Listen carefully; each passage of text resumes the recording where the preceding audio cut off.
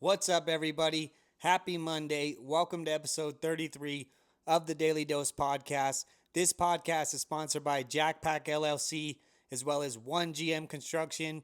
Tap in with them for all your roofing and construction needs in Albuquerque and surrounding areas. Let them know you heard it on the Daily Dose podcast for 10% off all services.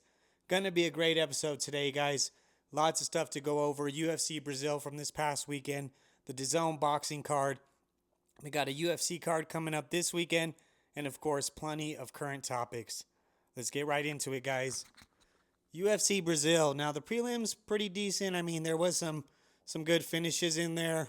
You know, a lot of times, like I said, these cards that are fight nights in other parts of the world, they usually cater to fighters more coming up on their scene. But good card overall, like I said.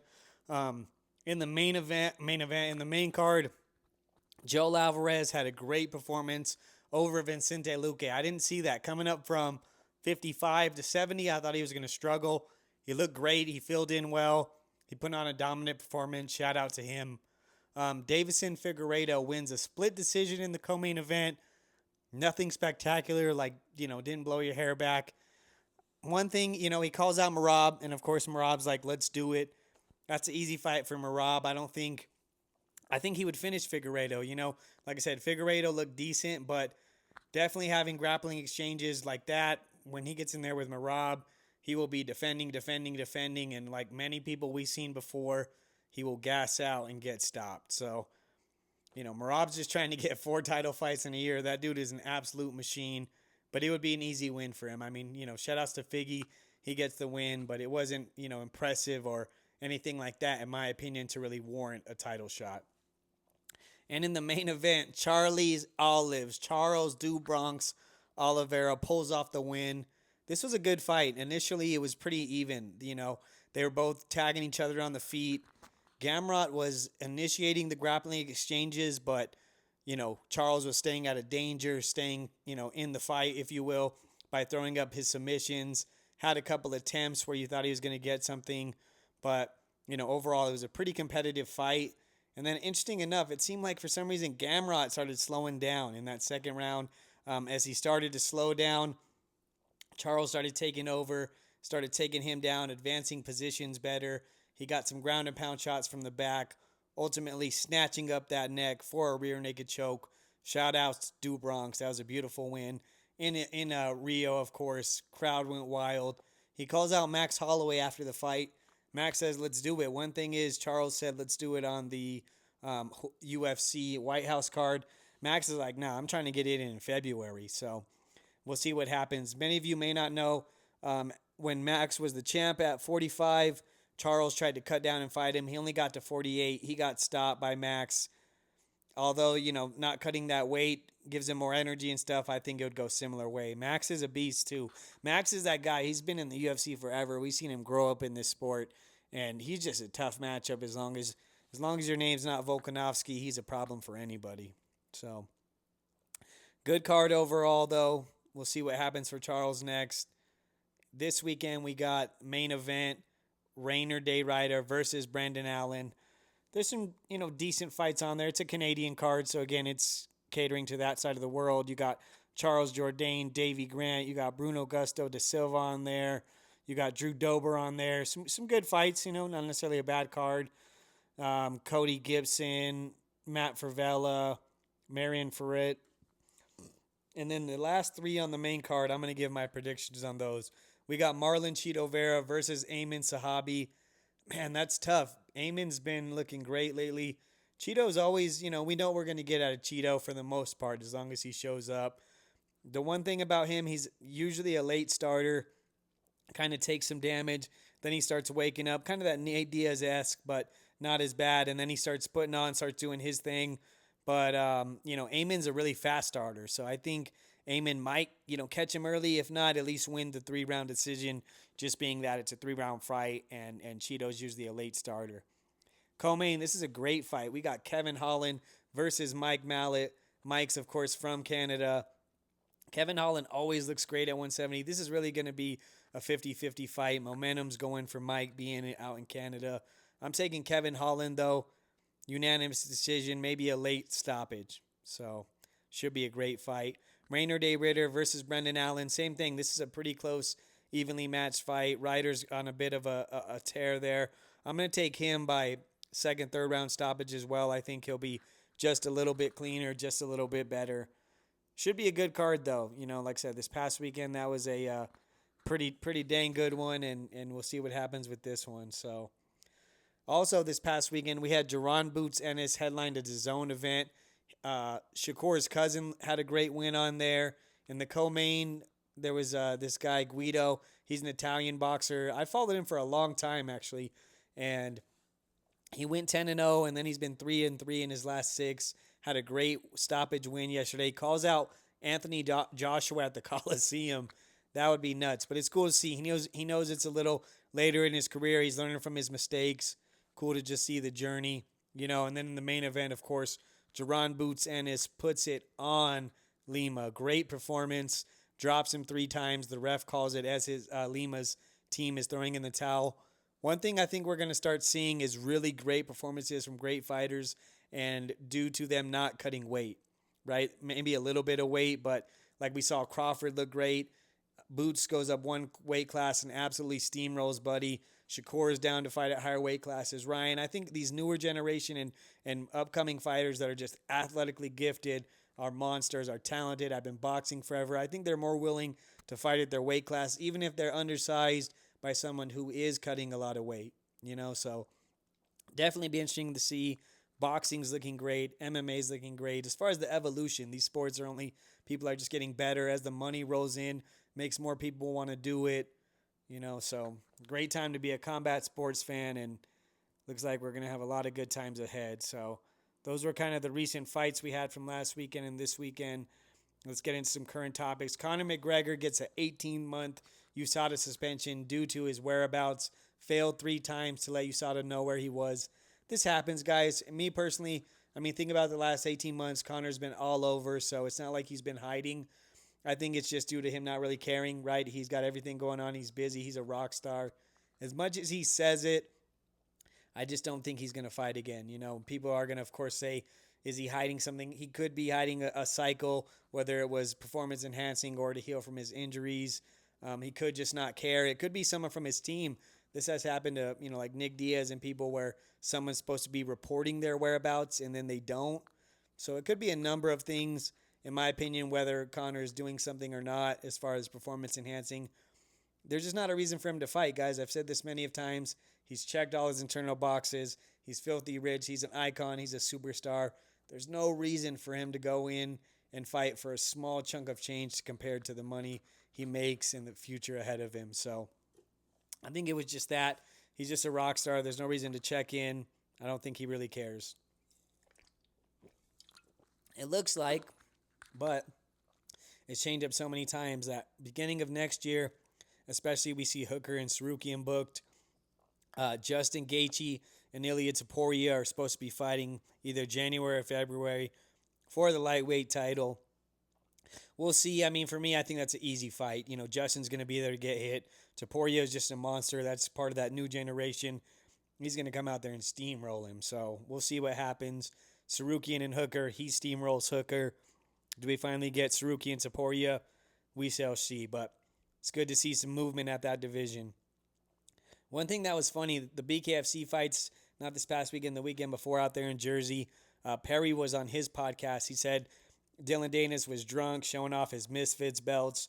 This guy is just a character, bro. Like, nobody cares about those. Anyways, he told Perry they'll fight, but it has to be an MMA first.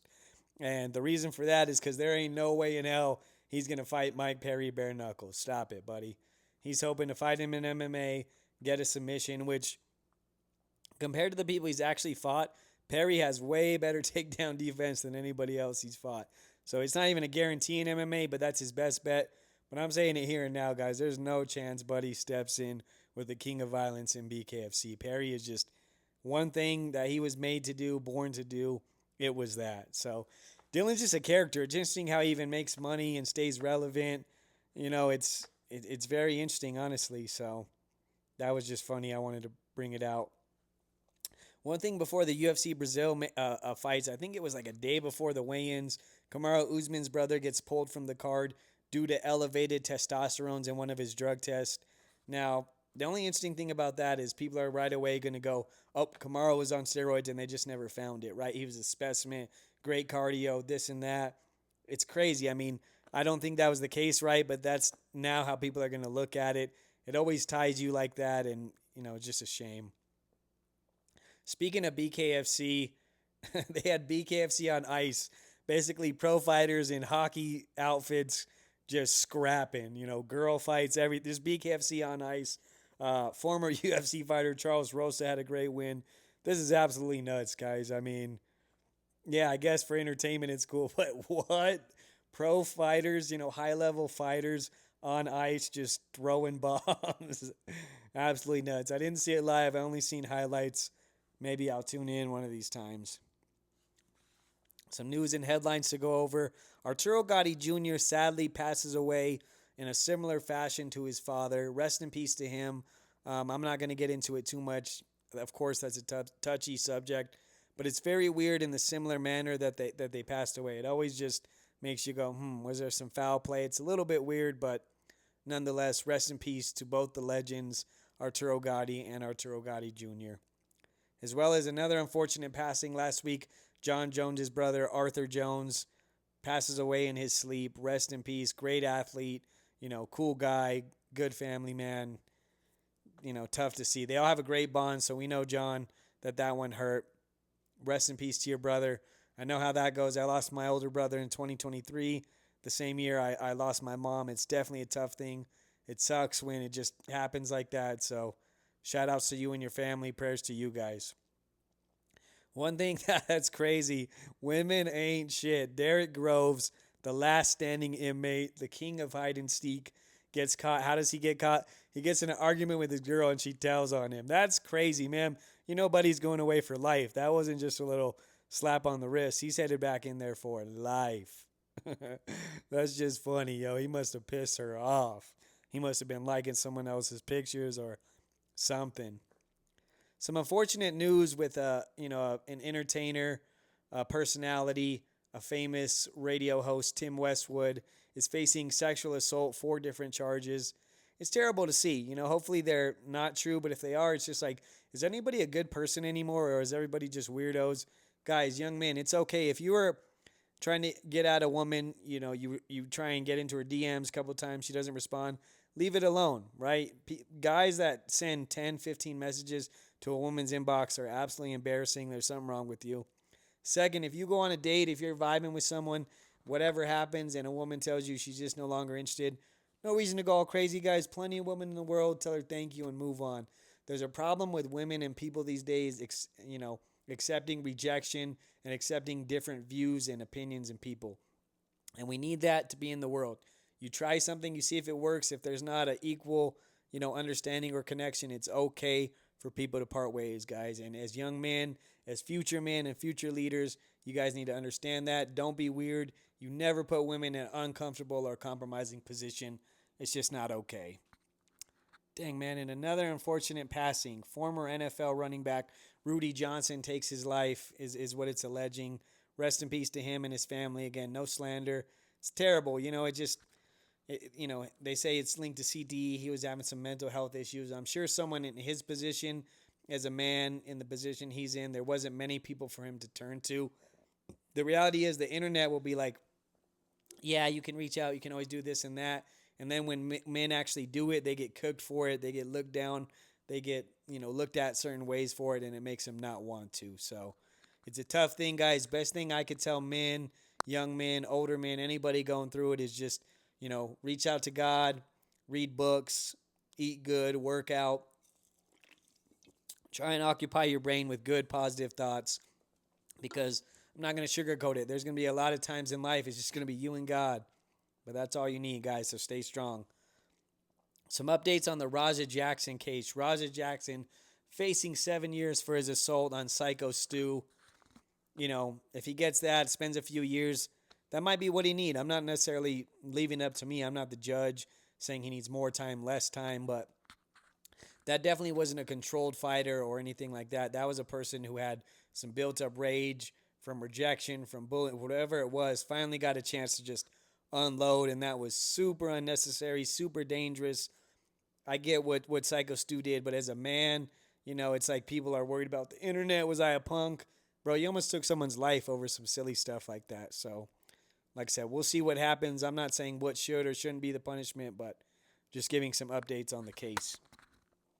One thing that was absolutely wild, like I can't believe the audacity of Stephen Curry's wife goes on a podcast and says that she currently is in therapy because she never wanted kids. She doesn't like the life she's living, basically. She wanted to pursue her dreams. Excuse me, ma'am. You live better than 99% of people in the world ever will. You're just crazy. You're absolutely out of your mind. Curry's over here saying how much he loves his family, providing, doing all this stuff. As far as your dreams, if you wanted to pursue a college degree, if you wanted to create a cosmetic line, a clothing line, whatever it is, you would be way more successful being Stephen Curry's wife than just doing it on your own. So shame on you coming out on a podcast and saying you need therapy because you're traumatized. Like, that is just crazy. You need to go sit down and do some reflecting for sure. Guys, me explaining and talking about this will do it absolutely no justice. One of the most hilarious / craziest videos I've ever seen. It was at some type of a sporting event. The guys shoot the shirts and stuff out. So this guy is probably 7 feet away from this older lady. It's her birthday. He shoots her in the chest with one of those things. The shirt absolutely cracks her, sends her flying back. She's shocked. I mean, like, buddy, what were you thinking? If that was my grandma, I would have smacked the shit out of you, bro. I mean, the video is crazy. But even if I was there as a random person, I'd have been like, dog, what did you think was going to happen? Like, dude just shot her with the cannon. That stuff was absolutely nuts. So Armen Syrukian, it was his birthday last week. And, I mean, cultures are different, but I thought it was his lady. His sister posted a picture. She's, like, turned at an angle, like, he's, like, holding her hip and kissing her on the cheek. It was just absolutely wild. I don't know. I thought it was his lady, and then I was reading it, and it was like, oh, that's his sister. So very weird. I'm definitely not holding my sister by the hip and giving her a kiss on the cheek, but different cultures got, different ways of handling things. So one of the funniest things too, Omarion is on tour and he's going viral. One of his stops, he's performing with his shirt off and he looks like a stud. He's got a little belly. He's got some little B cups, his little braids and stuff. Shout outs to him. It's all in good fun. The internet's undefeated, but he 100% looked like a stud. Hilarious. Something interesting too, speaking of getting roasted, Demetrius Johnson had Dillon Danis on his podcast, and Dillon was saying how he's going to be, beat Islam. He could do this, he could do that. He's like, dog, what are you talking about? Islam whooped your boy's ass Khabib whooped your boy's ass right in front of you, and you didn't do anything. And he's, look at the tape, I hit Khabib. He was saying all sorts of stuff. And then also Dillon was telling him, like, I've made more in my few fights than you made in your whole career, which sadly might be true. I mean, from the Jake Paul and the Misfits, he might have made more. Now, what he does with it or retains from it, but it's just funny. DJ was giving it to him. He wasn't holding back. So, overall, guys, pretty good weekend of fighting. Jaron Ennis looked great. Charles Dubronx, shout out to him. Excuse me. Got some good potential fights coming up this week. Lots of current topics. Was a great week.